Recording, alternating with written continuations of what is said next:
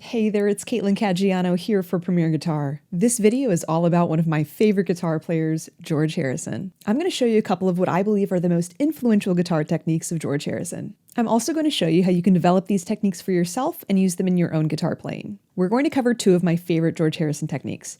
The first is his masterful and unique use of the slide. The second is his utilization of harmonized thirds and fourths. So grab your guitar and your slide, and let's get to learning. George Harrison was known for his incredible use of the slide. What's fascinating about this to me is he really found his voice with the slide after his work with the Beatles. Some of my favorite songs where you can hear examples of his incredible slide work include My Sweet Lord, This Guitar Can't Keep From Crying, Free as a Bird, and How Do You Sleep. You can find his masterful slide work on his own original recordings and him playing for other artists. Now, when I think of the quintessential George Harrison slide guitar work, I can't help but think of the intro of My Sweet Lord.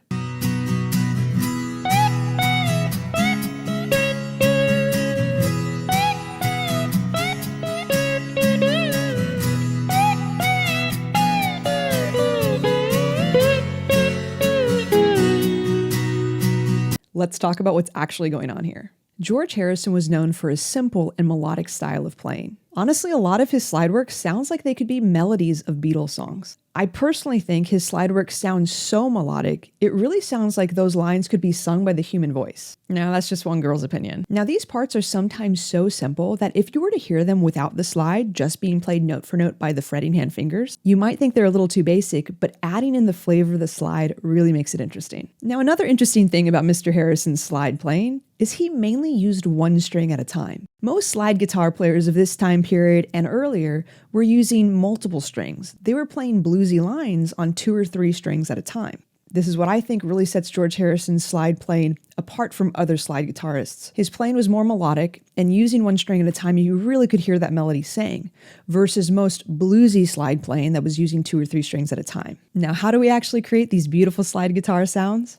I've broken this down in 5 simple steps. Step 1, learn your scales horizontally across the fretboard. Now, I'm a big advocate of the cage system style of playing and learning your scales, where we break up our scales into 5 boxes or shapes across the fretboard. But if you want to really become masterful with the slide, it's so important to learn how to navigate the fretboard horizontally.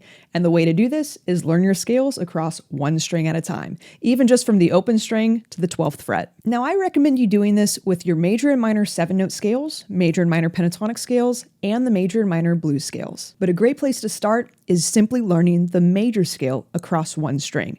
The G string and B string, those are fantastic strings to practice this on. This will not only help you play George Harrison songs, but it will also help you learn how to create with the slide on your own. Step 2, map out the line on the fretboard without the slide, but you're going to use the slide finger. Now, I've been using the slide on my pinky finger, so I'm going to map this out with my pinky. This is going to help you become accurate with the slide.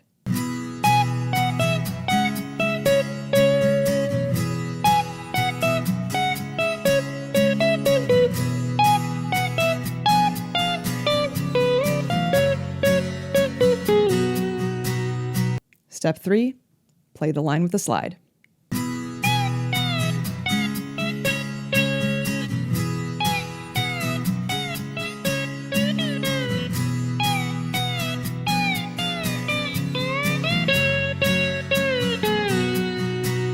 Now, you might notice that doesn't really sound like it's got a ton of flavor yet. So here's step 4. Step 4, slide toward the note and add some vibrato.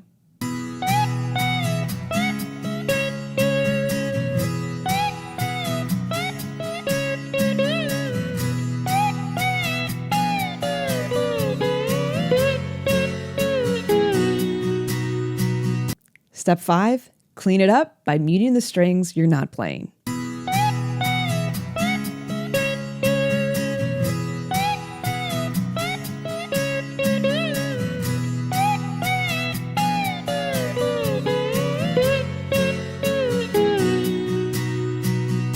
Now, this to me is the key to lock in that George Harrison technique.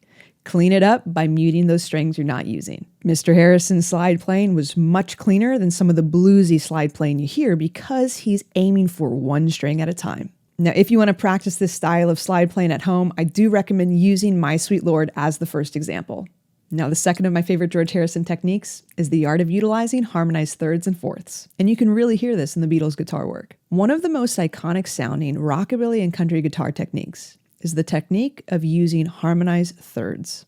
Now, some people refer to this as harmonized thirds, and some refer to it as harmonized sixths. I teach my students to think about these as thirds because that interval is a little bit easier for guitar players to think about because it's a smaller interval. Harmonized thirds are simply playing a major scale on one string and then harmonizing the notes of the major scale by a third, 2 strings away. Here's a C major scale on the B string.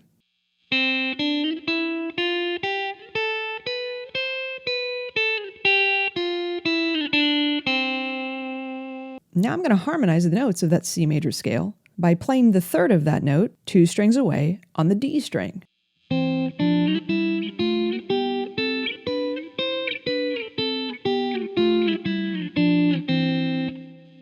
Now here's where George Harrison made things interesting. George Harrison not only used the harmonized thirds technique, but he added in harmonized fourths as well. Adding in the harmonized fourths to his lines of harmonized thirds added in more dimension to his playing. A harmonized fourth is simply taking that major third interval and moving it up by a half step or 1 fret.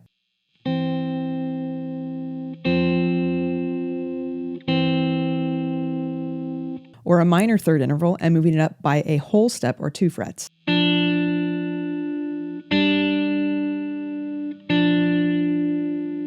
The greatest example of this in George Harrison's playing is in his solo of All My Lovin'.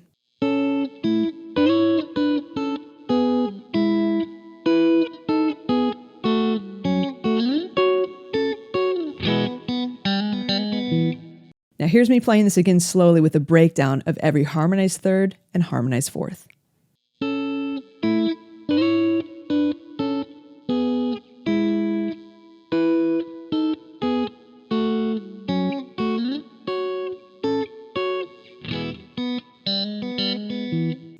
The reason why this technique of the harmonized thirds and fourths is one of my favorite techniques of George Harrison's is because it really shows you the evolution of his playing. Again, George Harrison was heavily influenced by the rockabilly and country style guitar playing, but he added to it. He added to it by taking those harmonized thirds and adding in the harmonized fourths. When I was a young guitar player studying George Harrison, this technique of the harmonized thirds and fourths was revelatory to me. Because again, you can see he was influenced by the rockabilly and country style playing, but he added to it by adding in the harmonized fourths to the harmonized thirds. This was so revelatory to me because George Harrison was such a great example of an artist who respected his influences and respected where he came from, understanding the styles that have come before him, but also understanding how he can add to it. And I personally believe an artist is someone who is respecting and understanding what has come before them, but also understanding how they can add to the musical conversation. I hope this video has inspired you to pick up your guitar and your slide and learn some of the great George Harrison classics. But I also hope this video has inspired you to create on your own as well.